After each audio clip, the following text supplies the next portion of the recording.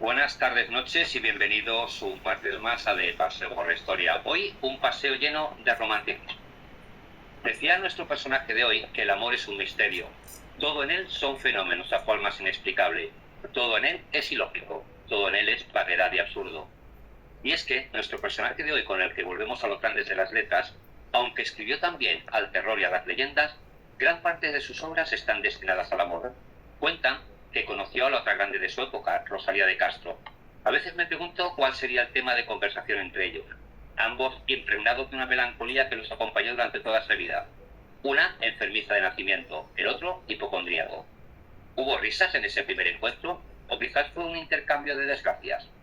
A ambos los catalogan como posrománticos y premodernistas, y los dos fueron encumbrados, aunque tuvieron algunos reconocimientos en vida tras su muerte, siendo algunas de sus obras publicadas póstumamente. Todos estaremos más o menos de acuerdo en que la poesía sin sentimientos no es nada, pero de él se decía que sus letras brotaban del alma y herían el sentimiento, e incluso en algunas se le consideraba el místico de las letras. Y ahora sí, comenzamos. No digáis que ha agotado su tesoro, de asuntos falta, enmudeció la lira. Podrá no haber poetas, pero siempre habrá poesía. Mientras las ondas de la luz al beso palpiten encendidas, mientras el sol las desgarradas nubes de fuego y oro vista, mientras el aire en su regazo lleve perfumes y armonías, mientras haya en el mundo primavera, habrá poesía.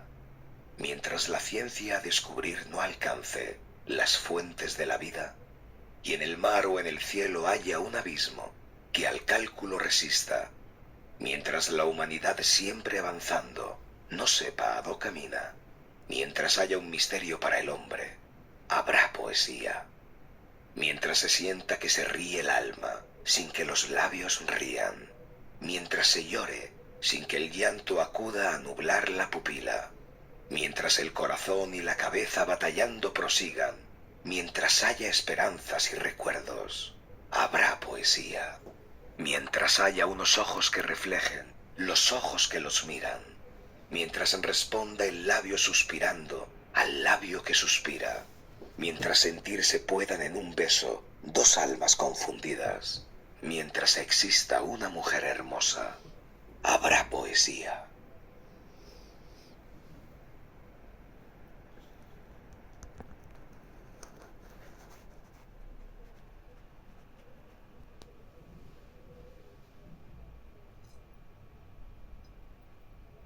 Hoy Gustavo Adolfo Bécquer. Pero antes de comenzar con la vida y la obra del poeta sevillano, vamos a saludar a nuestro compañero, que también se quiere sumar a este día del poeta del romanticismo, aunque Bécquer también tiene leyenda y también tiene misterio. Víctor Haas, buenas noches. Muy buenas, Fran, un placer estar como siempre contigo. Y qué más que para hablar de uno, puedo decir, de mis poetas favoritos. Porque Bécquer, ¿no? Tiene de Sí, todo, sí. Víctor. Tiene de todos, que inclusive si le trajéramos a Entre Dimensiones, encajaría perfectamente. Becker, esto lo voy a decir, es un poco a modo que coja un poco el programa. Becker siempre se dijo, vamos, los más íntimos a él, aseguraban pues que él muchas veces era incluso, decía que podía sentir, ver cosas, creía mucho en la vida después de la vida, en el más allá, los fantasmas, vale, que también estamos en una época, finales del siglo XIX, con el romanticismo, todos sabemos lo que lleva el romanticismo, esa cultura de a la muerte, a los fantasmas, a lo siniestro, aparte del amor, evidentemente, pero digamos lo que fue un poquito una época en la literatura, entre comillas, oscura, en la que todo esto, pues que a día de hoy a la gente, entre comillas, de las mentes normales, le produce terror increíble. Para él la muerte era romántica. Todo lo que tuviera que ver con el más allá era precioso. Es algo que, como digo, o sea, perfectamente, igual que otros muchos autores como Poe, etcétera, encajaría perfectamente también en programas de televisiones. Porque además Becker, bueno, de origen alemán, toda su familia estuvo ligada, ¿no? Ligada a la Inquisición, eran militares, o sea que en realidad sí que es verdad que tuvo alguna tía o su padre que fue pintor, pero su familia no tenía ninguna relación con la poesía, digamos. Claro, fue simplemente, como digo yo, un talento, muchas veces en todos los géneros, ya sea la literatura, el deporte, el arte, pues viene alguien que de repente nadie tiene nada que ver y hace que se convierte, no como por ejemplo si nos vamos a un músico, a Mozart, que Mozart desde pequeño estuvo chupando música, aprendiendo, aparte evidentemente del talento que tenía el compositor. Becker, pues como tú dices, no venía de una familia pues que se dedicara a la literatura, padre artista además, podemos decir de poco renombre, no era un artista como los que podía haber en aquella época, principios del siglo XIX, como Goya, Velázquez, etcétera. O sea, podemos decir además un poco un artista de segundo nivel, pero él pues siempre estuvo aprendiendo y como te he dicho, parece que nació igual que unos niños nacen con el pan debajo del brazo, pues él parece que nació con la pluma debajo del brazo. Claro, porque bueno, además también fue pintor y otras cosas, ¿no? Pero es que empieza a escribir con 12 años. Con 12 años empieza a escribir, además empieza a escribir todo tipo de obras, desde poesía hasta cuentos, pasando por artículos periodísticos. O sea, Becker, si es algo que le lleva en toda su vida, es que no es que esté simplemente relacionado con el mundo de la poesía, como puede haber otros. Becker es que si vemos los palos dentro de la literatura, los ha tocado todos, absolutamente. Hasta obras de teatro escribió, o sea, realmente todo lo que fuera a escribir, y lo que es escribir, pues él lo hacía porque era su mayor pasión escribir, y solo tenemos que ver pues el legado que nos ha dejado y que a día de hoy pues, sigue siendo probablemente en nuestro país, ya te voy a decir, de los 10 literatos más importantes que hemos tenido. Porque él, en realidad, aunque frecuentaba todos los ambientes artísticos, intelectuales y demás de la época, pero bueno, digamos que él también se caracteriza mucho por caricaturas políticas, ¿no? En realidad, su tendencia era muy conservadora, ¿no? Sí, y eso le causó también ciertos problemas en la época en la que vivimos. O sea, en la que vivió él, también evidentemente tuvo muchos retractores que le criticaban pues, por pensar como pensaba. También una época, siglo XIX, pues bastante convulsa en España, con pocos años después la pérdida de todas las colonias que tuvo España y con el desmoronamiento pues, de lo que era la corona española. O sea, todo esto realmente, digámoslo, pero ya no solo a Becker, a todos los artistas pues, de la época, ya lo mismo lo encontramos en los que son un poco posteriores, la generación del 98. A todos, evidentemente, la situación política y social que estábamos teniendo en España, pues evidentemente les hizo pupa, les hizo tener muchos retractores y más en su caso, cuando España de algún modo reclamaba un poco más de libertad, pues él seguía metido en su cuadrado, por decirlo así de alguna manera, del imperio español, de lo antiguo, que era mucho mejor que lo actual, o sea, desde luego, totalmente lo contrario a lo que pueda ser el progresismo. y algo curioso, claro, él es redactor de una revista que se titula La España Musical y Literaria, pero su gran proyecto, en realidad, no tiene nada que ver con la poesía, ¿no? Su gran proyecto es hacer la historia de los templos de España. Él quería hacer, aparte de los templos de España, él era, dentro cabe, un buen, entre comillas, buen católico, por llamarle de alguna manera, y evidentemente, pues desde muy pequeño también se vio muy interesado en la historia pues, de los templos, de las catedrales, de las iglesias, que le llenaban tanto, y él, pues evidentemente, esa era su idea fundamental, aunque luego terminó realmente yéndose por lo contrario, o sea, realmente a escribir cuentos, a escribir leyendas, a escribir poesía, que al final luego, pues él en un momento de su vida, de su corta vida, pues se dio cuenta que, joder, lo que más me gusta realmente es esto. Además, según cuentan, gente pues en escritos, en cosas que se han hecho sobre él, luego tampoco es tan viejo, porque estamos hablando del finales del siglo XIX, ya había muchos opinadores, muchos críticos sobre él, pues decían que realmente a él, mientras le dieras un papel, le dieras una pluma, en poco tiempo, muy pocos minutos, ya te había hecho una de estas poesías que conocemos todos, o de sus rimas. Por ejemplo, hay una leyenda que cuenta en el Monte de las Ánimas, de las rimas más conocidas, de las rimas y leyendas más conocidas de Becker, pues que lo escribió en apenas una tarde. Y además, y es una obra con mucho valor literario. Digamos que tenía una mente privilegiada, ¿no? Le llegaba la inspiración. Sí, sí.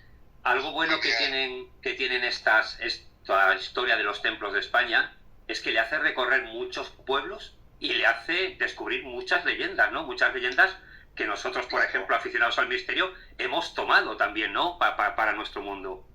Sí, sí. Pero él, sobre todo, en todos estos viajes que él realiza, va relacionado todo, claro. Probablemente recorrió gran parte de España, pero él sobre todo se fijó en 6 puntos que eran vitales en su obra, que eran pues, lo oriental y lo exótico. Le gustaba mucho.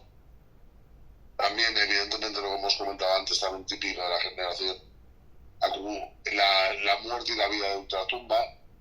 Él contaban pues que cuando iba en uno de sus muchos viajes, pues le encantaba cuando, por ejemplo, pasaba por el pueblo que sea y veía pues en el cementerio que se estaba haciendo un funeral o un entierro, él pues acoplaba como uno más, porque de algún modo le llamaba mucho la atención.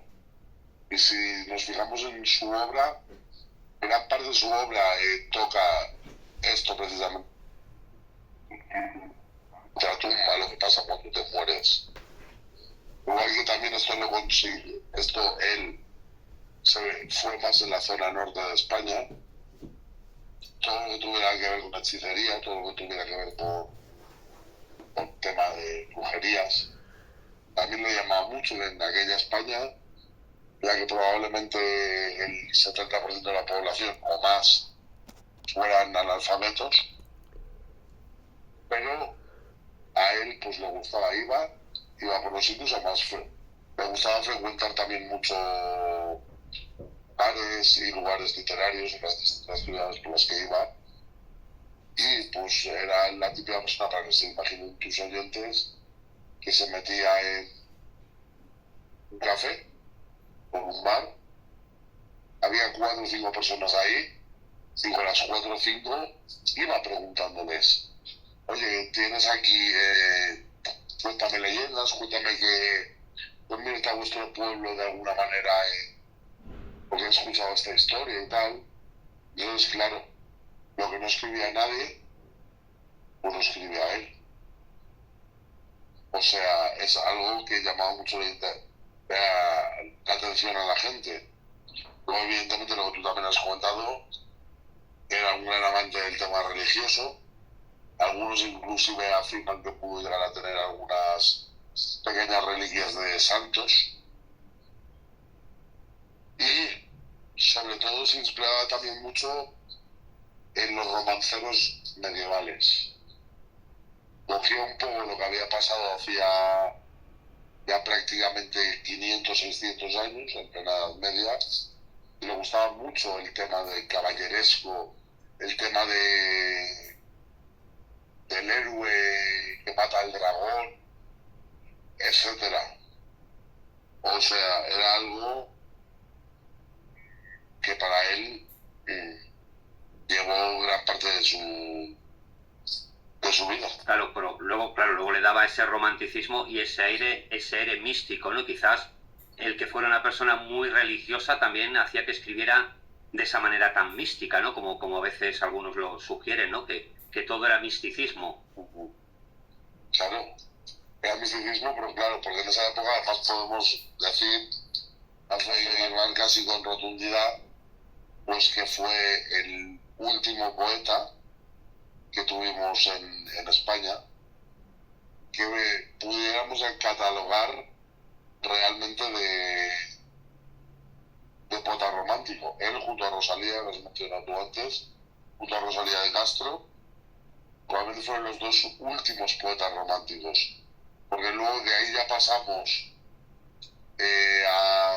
como digo, a los poetas de la generación del 98, pues después ya la generación del 27, pero sobre todo ahí se notó el gran cambio en la literatura en España. De Becker, que también podemos comparar la obra de Becker. Cuando él escribía, ya evidentemente, aunque fuera un poeta tan romántico, él llevaba también, ya podemos decir que fue el precursor de los siguientes, porque ya su obra, pese a ser romántica todavía y ser catalogada como romántica, ya no era, por ejemplo, como la que tenía Goethe en Alemania, como la que tenía Espronceda aquí en España, que eran, esto sí lo puedo decir, eran 100% poetas románticos a la vieja usanza, pero él realmente pues ya fue mezclando un poco todo este romanticismo, exacerbado con otras cosas. Pero realmente sí, sabemos que el amor, pero realmente en la poesía romántica el amor es parte de ella, evidentemente, pero él sí que le daba más importancia a lo que digamos lo siniestro. Podemos estar diciendo la muerte de Bella, etcétera. Sí, porque en realidad sus rimas, ¿no? Las poesías más románticas, las rimas, la musa de las rimas dicen que es una mujer que se llamaba Julia, que la rechazó, que de hecho la rechazaba continuamente, ¿no? Así es. Fue rechazada porque, vamos, él pues hasta, de hecho, él estuvo casado. Ya hablaremos luego de alguna historia que hay dentro de su matrimonio. Ahí vete a saber lo que pasaría, porque desde luego lo que se cuentan los expertos es que él realmente no estaba enamorado en absoluto de ella. Simplemente era por su creencia religiosa y esa presión que se daba en aquel entonces de tienes que estar casado, tienes que estar casado, tienes que estar casado. Dice que él realmente jamás amó a su mujer.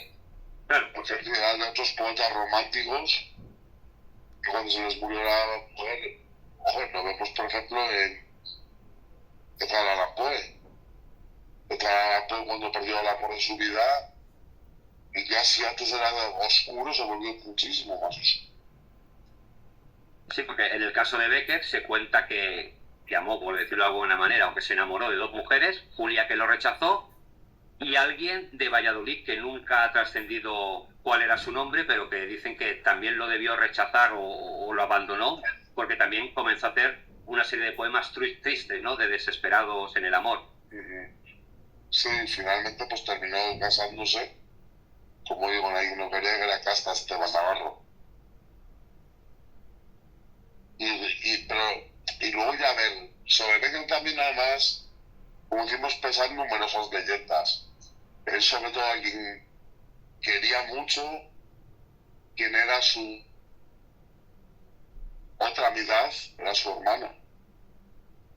¿Vale? O sea, realmente su hermano, incluso ya los, podemos decirlo, los mal hablados, incluso aseguraban que podía estar inclusive enamorado de su propio hermano. Porque fue cuando su hermano además falleció, cuando él ya fue directamente cabeza abajo, llegando incluso en algunos momentos a vivir en la calle. O sea, por lo que digo, las malas lenguas cuentan que él, que de verdad que de quien estaba enamorado, pues era de su hermano, que ahora no encuentro el nombre, pero vamos, realmente de su hermano, porque como digo, fue capa caída. El hermano, si no recuerdo mal, falleció a principios de 1870. Sí, pocos meses antes. Valeriano se llamaba. Valeriano. Era pintor, pero por lo visto dilapidaba todo el dinero que le caía en sus manos. Y Gustavo Adolfo Becker pues falleció ni al año. El mismo año, de hecho, fallecieron. Sí. Uno al principio y al final. Él se sabe que malvive en Madrid y que es una ciudad, a pesar de que incluso llegó a conocer a la reina Isabel II, de que nunca se acostumbró a vivir en Madrid, ¿no? Claro, porque a ver, Becker pensamos que venía de Sevilla, también estuvo viviendo a lo largo de su vida en pueblos muy chiquititos, y en aquel entonces, si a día de hoy, para alguien que vive en un pueblo chiquitito, es un trauma, perdón, tener que irse a una gran ciudad como Madrid, Barcelona, Bilbao, imagínate en el siglo XIX, que en el siglo XIX, el pueblo era pueblo, y la ciudad era ciudad. O sea, realmente era diferente lo que llamaban en la época, pues que los de la ciudad se les llamaban los pijos, que no sabían hacer nada porque todos se lo hacían, etcétera, y a los del pueblo eran los paletos, porque lo único que tenían entrenado en la mayoría de los casos, como hemos dicho, con el analfabetismo eran sus manos, y para labrar en el campo y hacer temas de ganadería muy bien, pero para nada más. Era aquella distinción que en el siglo XIX había todavía muchísima distinción entre el que vivía en una urbe y el que vivía en una aldea o un pueblo chiquitito. A día de hoy ya, claro, ya no lo sabemos, hay muchos pueblos que son ciudades prácticamente, pero él no le gustó, no terminó de encajar. Y de hecho, quizás si hubiera ido a alguna ciudad más pequeña. De hecho se va, ¿no? Se va a una ciudad más pequeña cuando se casa, porque él se casa como he comentado antes, con Casta Esteban, y de hecho tuvo 3 hijos.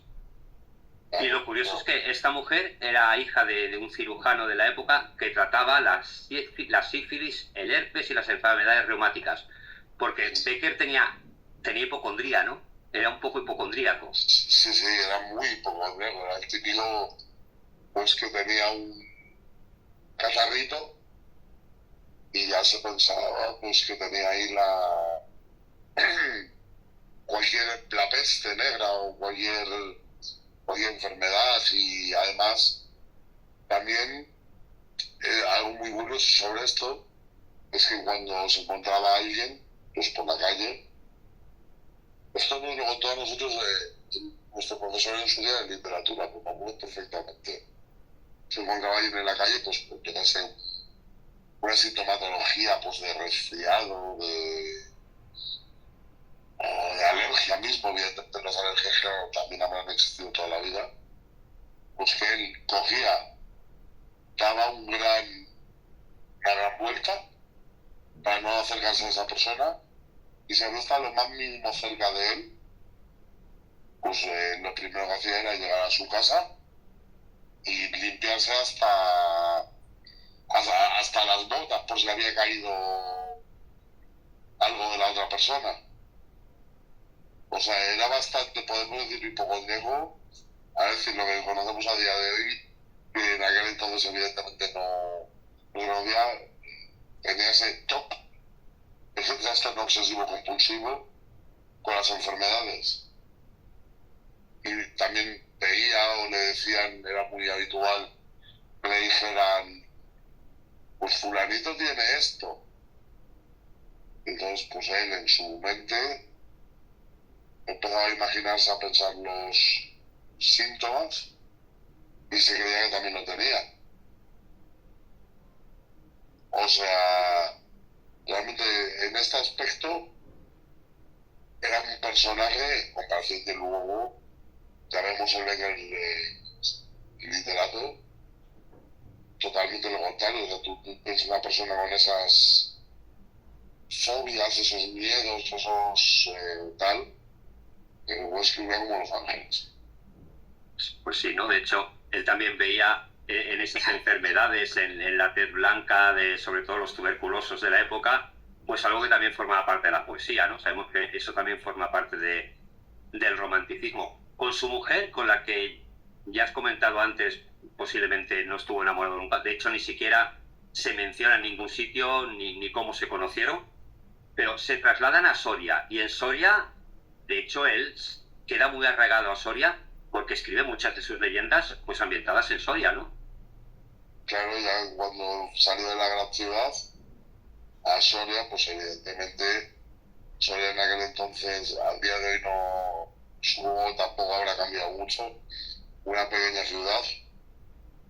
Evidentemente él se sentía ahí protegido, se sentía ahí feliz, contento, pero sin embargo, como tú dices, él ya pues, encontró, digámoslo, su lugar al menos en lo que es el mundo. Y ya empieza con las leyendas, ¿no? El Monte de las Ánimas, Maese Pérez el Organista, La Cruz del Diablo. Y es curioso porque eso durante mucho tiempo eran las historias que se contaban en las casas en la noche de Todos los Santos, ¿no? La noche de los difuntos. Claro, a él esto le apasionaba increíblemente, y además dice que de hecho la noche de Todos los Santos, etcétera, o lo que sería nuestro actual Halloween, a él siempre le gustaba coger, sentarse y ponerse a escribir. Y solas le sale, o sea, por ejemplo, la mencionada El Monte de las Ánimas, dicen que se pudo escribir sobre esa época, noviembre, cuando además el mundo era, como hemos dicho, totalmente diferente. Pues a día de hoy tú no sabes si estás en el mes de noviembre o estás en el mes de febrero. Pero antiguamente, eso nosotros mismos lo recordamos, en noviembre siempre era el típico mes, bueno, aparte que sabemos que es el mes para los difuntos y tal, con muchísimas nieblas, siniestro, pero vamos, todos estos, todas estas cosas en el medio ambiente, pues a él le motivaban a escribir, porque lo veía romántico. Una típica tarde, noche de niebla que cualquiera hubiera dicho, joder, qué asco de noche, pues para él era, mira, es el momento, ahora se me aparece mi musa, y es el momento que yo tengo que ponerme a escribir. Claro, porque de hecho él cuando coge una enfermedad pulmonar, no se precisa si realmente pudo llegar a ser tuberculosis o simplemente una problemática, él se va directamente al monasterio de Veruela, ¿no? A las faldas del Moncayo, un sitio donde en invierno pues hace frío, ¿no? Y se lleva a su mujer, su hijo mayor que había nacido por entonces, y por supuesto se lleva a su hermano, que esto por lo visto en el matrimonio no sentaba nada bien, de que allí donde él fuera se tuviera que llevar a su hermano. Claro, de ahí que sea, como yo he comentado antes, que altamente probable, pues por la razón, la circunstancia que fuera, pues estaba enamorado de su hermano. Y no era raro en aquella época, o sea, no se casaban primos con primos, medio hermanos con medio hermanos en las familias reales. O sea, realmente, digamos, eso, claro, en aquella época, pues eso hubiera sido visto como el mayor pecado del universo. Becker, que lógicamente no tuvo mucho dinero, como no vendía sus obras en aquella época, acaba encontrando un trabajo como censor del Estado, que por lo visto le daban un sueldo muy considerable de la época, ¿no? Pero deja de ser censor porque dice que sus compañeros son demasiado liberales. Él ante todo era un conservador, incluso deja un trabajo bien pagado por eso. Claro, en aquella época, eso te lo puedo decir de buena fuente, que aquella época, por las circunstancias que estaban pasando con el Imperio Español, evidentemente muchos eran los liberales que escribían pues para que se acabara el título, ya claro, todos ya motivados por la Revolución Francesa, no tan solo ni 100 años antes, todos motivados por eso, que es hora de la libertad. A él eso no le gustaba. Y claro, realmente él, de hecho, en artículos que él mismo escribió, él fue censurado por su ideología tan conservadora. Porque no interesaba, evidentemente, que hubiera gente pues, con esas ideas para continuar, por decirlo de alguna manera, con el antiguo régimen.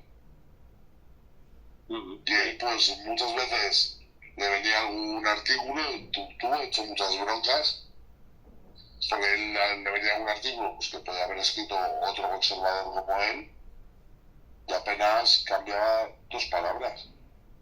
Claro, entonces pues, el jefe pues, me decía, oye, básicamente, oye, ¿de qué vas? ¿Cómo puedes esperar que esto se publique? De hecho, cuando la corriente liberal comienza a tomar auge, se va a París, ¿no? Poco tiempo, pero se va, se exilia.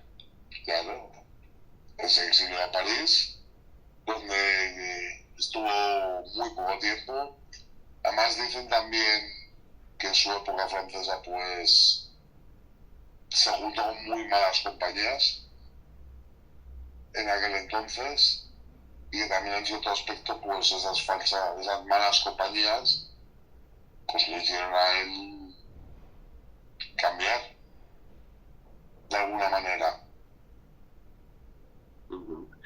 Y de vuelta a Soria, al pueblo, a Noviercas, pues se encuentra con que su mujer Casta, pues que coquetea un poquito con un antiguo novio que ya había tenido, y es curioso, se reta en duelo con él. No supongo que tanto por el amor, sino por el honor, ¿no? Que en aquella época lo del honor estaba muy visto, ¿no?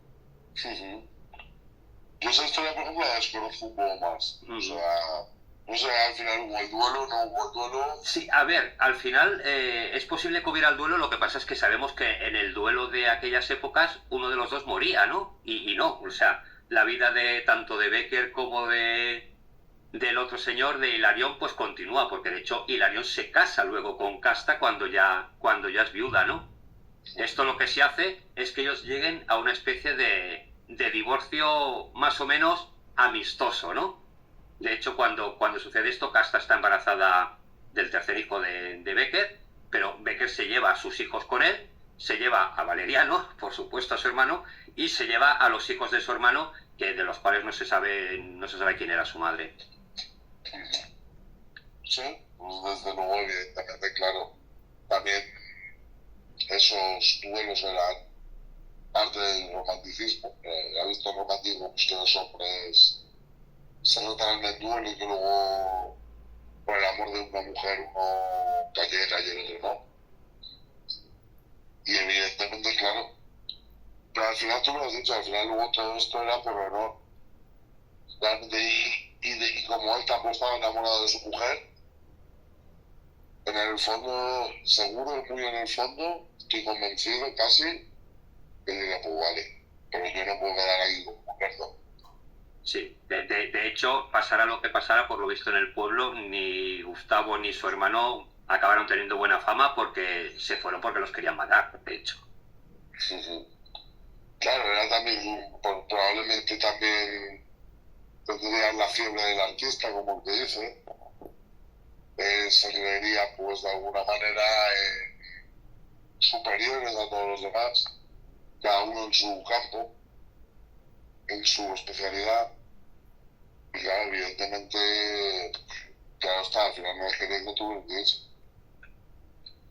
Luego ya llega el momento más trágico, ¿no? Su hermano Valeriano muere, enfermo del hígado, se supone que era muy aficionado a la bebida también, y Becker cae en una depresión tan profunda que incluso su mujer vuelve con él, pocos meses porque él también moría, pero vuelve con él porque dice, ya se ha ido de en medio lo que rompía nuestro matrimonio, ahora vuelvo contigo, ¿no? A cuidarte, aunque estaba pues con una depresión muy profunda.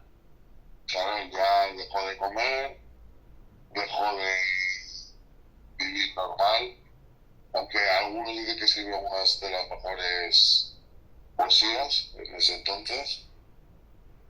Pero podemos imaginarnos una poesía bastante triste, bastante melancólica. Sobre todo esto está, como hemos dicho antes, que a los pocos meses él falleció de tuberculosis.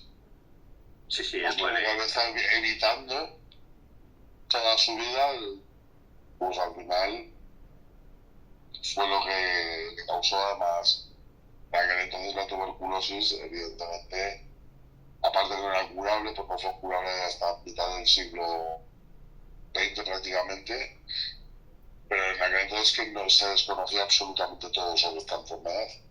Y la gente, pues, podemos imaginarnos, fallecía pues con unos dolores inmensos, porque además es que tampoco fue la época, digamos, que hablamos en televisión muchas veces de ellos, de los sanatorios de tuberculosis, que son más entrados en el siglo XX. Ahí van a los hospicios, zonas pues, dedicadas a los tuberculosos, la tuberculosis evidentemente una contagiosa, y pues, se retorcidamente, vamos, ahogándose con sus propios líquidos. O sea. Pero aún así es curioso en la tuberculosis porque algunos poetas o algunos intelectuales veían a estas personas pálidas y tal con un cierto aire de romanticismo. Se acabó considerando casi una enfermedad mística, ¿no? De ahí quizás porque Becker escribe sus mejores letras en ese momento. Porque la tuberculosis es que se asociaba a como un estado de etéreo, ¿no? La tuberculosis, claro, era una enfermedad, la enfermedad de muerto, igual en su día pues que todos intentaban huir de la peste, unos siglos antes. Hay gran tuberculosis y había gente incluso, no sé, en sus mentes pensaban que iban a ligar más teniendo tuberculosis. O sea, así de claro. Por mucho que luego la tuberculosis fuera como resultó ser. De letal y de dolorosa especialmente. Pero claro, él realmente al final pues no le quedó otra que toda la vida combatiendo contra enfermedades, y al final pues terminó pillando pues, la peor que había en la época, que era la tuberculosis. Porque además dice que sufriendo en su caso pilló una tuberculosis bastante importante. Y hay que reconocer que gran parte de su obra se la debemos a sus amigos, ¿no? Que fueron rebuscando escritos para publicarlos y de alguna manera claro, pues dar este dinero a sus hijos, ¿no? Sí, porque él en un principio dijo, pocos días antes de morir, que por favor quemasen todo sus amigos.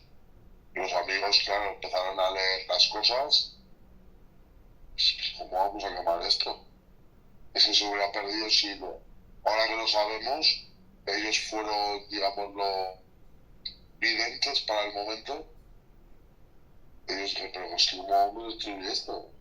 O sea, vamos a quedárnoslo para nuestro recuerdo y lo que podamos, pues como tú dices, lo vendemos y por lo menos sus hijos que tengan un sustento. Pues gracias a eso nos han llegado sus obras, ¿no? Sí, y ahí probablemente muchas se perderían. También, o sea, convencido estoy que a nosotros, a día de hoy, en pleno año 2025, habrá llegado quizás un 85, un 90% de su obra. Claro, sobre todo pues de su primera época en Madrid, ¿no? Donde vivía en pensiones de mala muerte de las que se iba porque no las podía pagar. Pues imagínate que algunos escritos debieron quedar. El mismo Fran, cuando ya evidentemente se le diagnosticó en un principio la tuberculosis, él fue el primero que empezó a romper cosas suyas y a quemarlas. Pero ya evidentemente no le encontraba, pues, imagínate, ya no le encontraba ningún sentido a nada. Y como además sus artículos, estando él en vida, se vendían tan mal, pues realmente a la gente ya, pues ese tipo de artículos en la época, ese tipo de poesía, etcétera, muchos no les interesaba ya era, como hemos dicho, a finales del romanticismo, y ahora como esto lo hemos tenido ya tanto, que ahora lo que hay que hacer es cambiar. Ya estaba empezando a ver otros nuevos, otros poetas con poesías mucho más alegres, que evidentemente gustaban más a la gente, como yo, y me refiero otra vez a la situación política que atravesaba España, que evidentemente esto pasa como después de la guerra civil en España, de la gente que se refugiaba en el fútbol y en los toros. Pues aquí un poco de lo mismo.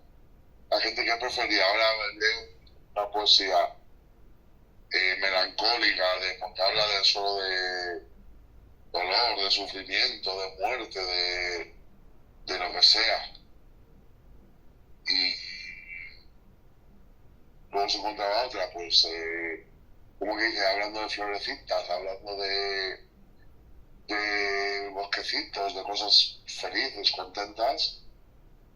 Y dice, pues mira, yo ahora como periódico, yo como lo que sea, pues prefiero comprar esto, que ya bastante tenemos encima, como para que encima nos van deprimiendo aún más. Claro, porque al final él, como luego ya tú has mencionado, la generación del 98, del 27, ya escribían sobre lo que veían, sobre usos, sobre costumbres, y era otro tipo de... Él escribía principalmente de sentimientos, él no escribía lo que veía, sino lo que sentía. Y no olvidemos que era hipocondríaco y depresivo, con lo cual lo que él sentía...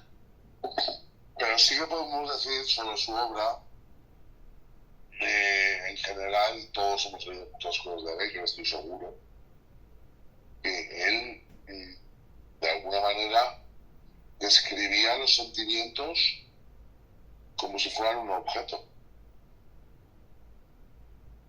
Y eso llama muchísimo la atención. O sea, él, en ese caso, llegó a sus manos, pues también otro similar, como él había sido Poe unos años antes, que Poe sí, sería sumamente trágico, sumamente oscuro, pero describía también las cosas como si no hubiera mañana. Algo que en lo que también, evidentemente, hay que se fijó. Porque si tú lees cualquier obra suya, es que lo describía un sentimiento como si fuera un objeto. Claro, porque ya en sus poemas más románticos ya, para él la mujer no es una mujer carnal, de carne y hueso, ¿no? Él tiene su ideal de mujer, que precisamente sus ideales de mujeres son aquellas que la rechazan siempre. Claro. Siempre las que rechazan Claro, como son los románticos, los modernos, de una manera, el corazón roto, lleno de espinas, partido en millones de pedazos. Y claro, evidentemente, al final, pues las calabazas te hacen volverte de alguna manera romántico. Y supongo que también ayudaría en que él, pues, ya hemos dicho que Madrid no le gustaba en absoluto, posiblemente porque ya se estaba convirtiendo en una gran ciudad, ¿no?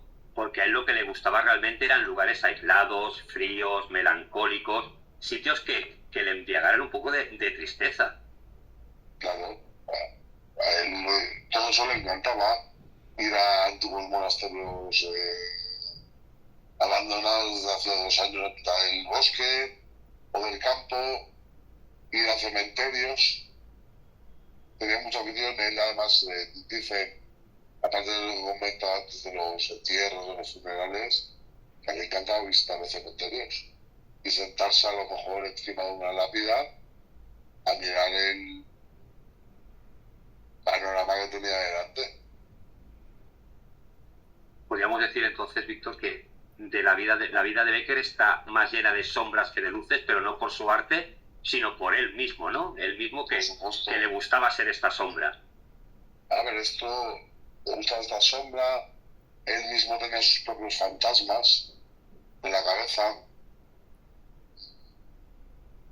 No veía nada positivo.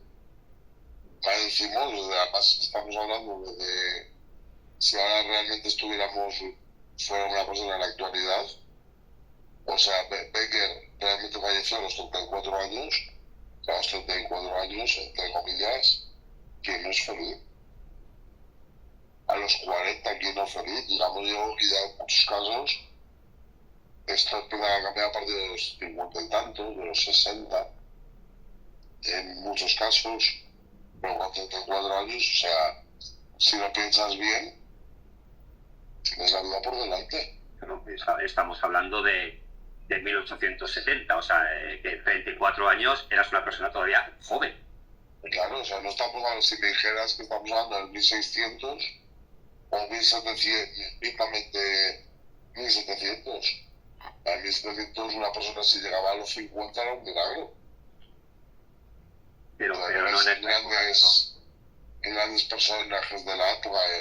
Mozart también falleció a principios del siglo XIX con 33 o 34 años. Beethoven también a principios del siglo XIX con 50, 50 y algo. Y ya Beethoven, por ejemplo, en el caso de Beethoven era anciano cuando falleció. Con 34 años. Sí, pero es curioso porque de Becker hay alguna fotografía, ¿no? Aparte de la más famosa de todas con su pelito así rizado y todo, pero hay algunas fotografías de poco antes de morir y es que parece un anciano. Claro, porque ya evidentemente, a ver, si hay una cosa que tenemos que tener clara y eso no vale para todos, ante tragedias, ante tal, lo primero que no se puede hacer es dejarse morir uno a sí mismo. Si tú ahora mismo, pues, como fue su caso, te dejas morir, ya pues no tienes ilusión por levantarte, no tienes ilusión por hacer absolutamente nada. Eso te va quemando, te va consumiendo, te va consumiendo, te va consumiendo. Y luego encima si a eso le añades una enfermedad como la tuberculosis, pues imagínate el panorama. Evidentemente lo vemos hoy en día, por desgracia, en pacientes que tienen cáncer, como una persona con cáncer con 45 años aparenta tener 60. Y ya luego hay que decir ya que Becker está enterrado en Sevilla, ¿no? Lo trasladan a Sevilla siguiendo sus deseos y que lógicamente... En Madrid, curioso también. O sea, él volvió y murió en la ciudad donde no quiso estar. Donde no quiso estar, en Madrid, sí, exactamente.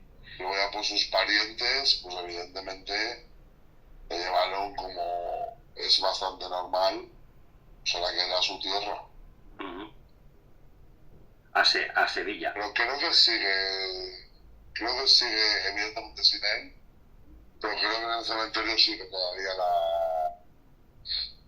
vamos, o algo hay. Sí, hay una especie de algo que lo conmemora. En Madrid, no lo sé ahora qué cementerio será, pero creo que algo queda todavía. Sí, posiblemente la familia de él esté enterrada allí, ¿no? Porque, bueno, hablamos de hijos y demás, porque claro, Becker en su testamento, lógicamente, lo que dejó escrito es que quería ser enterrado junto a su hermano. ¿Cómo no? Sí, una vez nos encontramos con esto. Pero claro, y esto luego demuestra por lo que hemos estado hablando, que para él el único sentido de su vida pues era su hermano. El único. Y ya... De la tuberculosis puede pillar a cualquiera, pero... Sí, pero él era así. Ya para ir acabando, Víctor, porque Becker tiene algunos textos que dan miedo, ¿verdad? Sí. El Monte de las Ánimas, a día de hoy, si no te dicen que es de Becker, te parece el mayor cuento de terror que haya, porque además está súper bien descrito. Como digo, los adjetivos sabía usarlos perfectamente, las descripciones perfectamente. Pero sí, ahora hay quien no lo haya leído de nuestros oyentes, que supongo serán pocos o ninguno, porque yo creo que todos hemos leído en algún momento el Monte de las Ánimas, se da cuenta. O ese Maese Pérez, el organista, ¿no? Ese órgano que va tocando sin manos, ¿no? Además, es curioso también porque la historia de Maese Pérez, el organista, evidentemente, esta se desarrolla en la Misa del Gallo. Por aquel organista, si no recuerdo mal, pues que fallece. Sí, correcto. Y luego el órgano toca solo. Correcto. Metiendo los fantasmas, etcétera. Pero tenemos que ver que Becker, empezar una tontería mía, por decirlo de una manera. Becker falleció el 22 de diciembre. Sí, pues mira. Pocos días antes. O sea, quién sabe si eso lo podemos hablar algún día entre dimensiones. O sea, a lo mejor hay alguna pluma por ahí que siga escribiendo eso. Pues quién sabe, ¿no? Sí. Quién sabe. Pues Víctor, muchas gracias por habernos acompañado en este recorrido con Becker y nos encontramos en próximos programas. Pues muchas gracias a ti, Fran, muchas gracias también a tus oyentes por dejarme estar aquí contigo un ratito y sobre todo los que no hayáis leído a Becker o en general 6 de menos lectura, leed, que de verdad es maravilloso. Pues sí. Y hoy no vamos a tener amistad musical, hoy no vamos a tener ninguna canción, porque qué mejor homenaje a nuestro protagonista que escuchar una de sus letras. Así que hoy, para finalizar el programa, lo haremos con un fragmento, la parte final de una de sus leyendas más conocidas, El Rayo de Luna. Acompáñanos en un viaje a través del tiempo, para encontrarnos con esos personajes muy conocidos. Como las cadencias de una música. Y esa mujer, que es hermosa como el más hermoso de mis sueños de adolescente, que piensa como yo pienso, que gusta como yo gusto, que odia lo que yo odio, que es un espíritu hermano de mi espíritu, que es el complemento de mi ser. No se ha de sentir conmovida al encontrarme. No me ha de amar como yo la amaré, como yo la amo ya, con todas las fuerzas de mi vida, con todas las facultades de mi alma. Vamos al sitio donde la vi la primera y única vez que la he visto. ¿Quién sabe si, caprichosa como yo, amiga de la soledad y el misterio, como todas las almas soñadoras, se complace en vagar por entre las ruinas, en el silencio de la noche? 2 meses habían transcurrido desde que el escudero de don Alonso de Valdecuellos desengañó al iluso Manrique. 2 meses, durante los cuales en cada hora había formado un castillo en el aire, que la realidad desvanecía con un soplo. 2 meses, durante los cuales había buscado en vano a aquella mujer desconocida, cuyo absurdo amor iba creciendo en su alma, merced a sus aún más absurdas imaginaciones, cuando, después de atravesar, absorto en estas ideas, el puente que conduce a los templarios, el enamorado joven se perdió entre las intrincadas sendas de sus jardines. 6. La noche estaba serena y hermosa. La luna brillaba en toda su plenitud en lo más alto del cielo, y el viento suspiraba con un rumor dulcísimo entre las hojas de los árboles. Manrique llegó al claustro, tendió la vista por su recinto y miró a través de las macizas columnas de sus arcadas. Estaba desierto. Salió de él, encaminó sus pasos hacia la oscura alameda que conduce al Duero, y aún no había penetrado en ella, cuando de sus labios escapó un grito de júbilo. Había visto flotar un instante y desaparecer el extremo del traje blanco de la mujer de sus sueños, de la mujer que ya amaba como un loco. Corre en su busca, llega al sitio en que la ha visto desaparecer, pero al llegar se detiene, fija los espantados ojos en el suelo, permanece un rato inmóvil. Un ligero temblor nervioso agita sus miembros, un temblor que va creciendo, y ofrece los síntomas de una verdadera convulsión, y prorrumpe, al fin, en una carcajada sonora, estridente, horrible. Aquella cosa blanca, ligera, flotante, había vuelto a brillar ante sus ojos, pero había brillado a sus pies un instante, no más que un instante. Era un rayo de luna que penetraba a intervalos por entre la verde bóveda de los árboles cuando el viento movía sus ramas. Habían pasado algunos años. Manrique, sentado en un sitial junto a la alta chimenea gótica de su castillo, inmóvil casi, y con una mirada vaga e inquieta como la de un idiota, apenas prestaba atención ni a las caricias de su madre, ni a los consuelos de sus servidores. «Tú eres joven, tú eres hermoso», le decía aquella. «¿Por qué te consumes en la soledad? ¿Por qué no buscas una mujer a quien ames y que, amándote, pueda hacerte feliz?» El amor es un rayo de luna», murmuraba el joven. «¿Por qué no despertáis de ese letargo?», le decía uno de sus escuderos. «Os vestís de hierro de pies a cabeza, mandáis desplegar al aire vuestro pendón de rico hombre y marchamos a la guerra. En la guerra se encuentra la gloria». La gloria es un rayo de luna». «¿Queréis que os diga una cantiga? La última que ha compuesto Mosén Arnaldo, el trovador provenzal». «No», exclamó el joven incorporándose, colérico, en su sitial.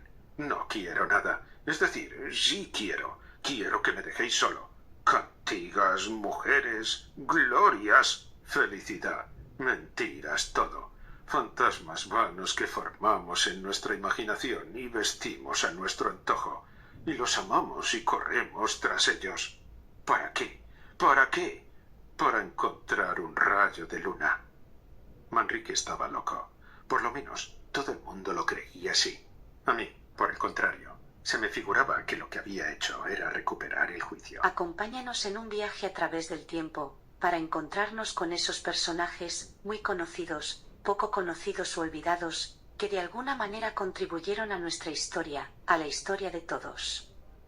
Porque la historia no solo la escriben los vencedores. De paseo por la historia, todos los martes, a las 10 de la noche y jueves tarde. En descaradafm.com. De paseo por la historia, dirige y presenta, Fran González. Te esperamos.